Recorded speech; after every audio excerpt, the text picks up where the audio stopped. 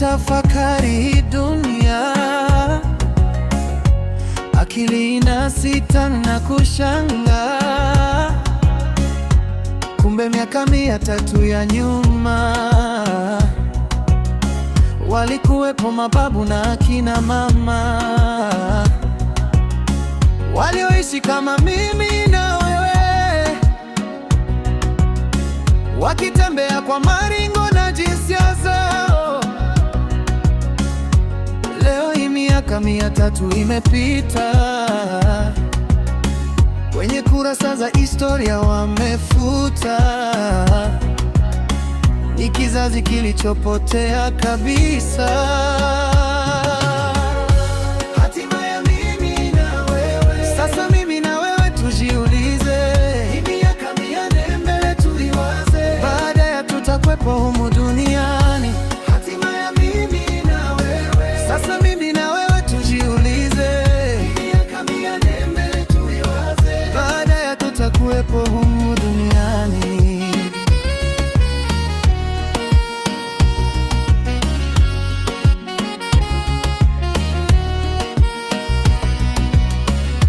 Hata kwenye hadithi hatutajulikana majina.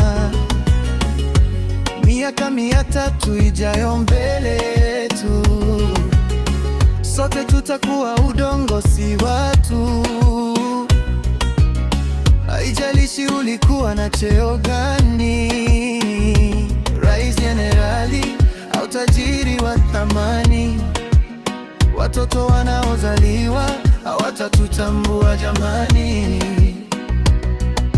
Maisha hayataki vurugu, sisi tutazimika.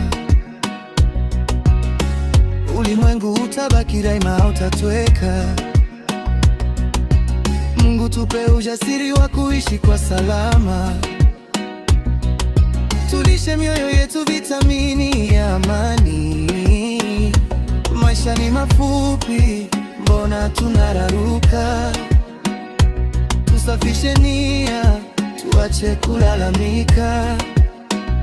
Onyo kwa wenye roho mbaya, wewe unaekesha usiku kucha, kuwaharibia binadamu wenzako bila huruma.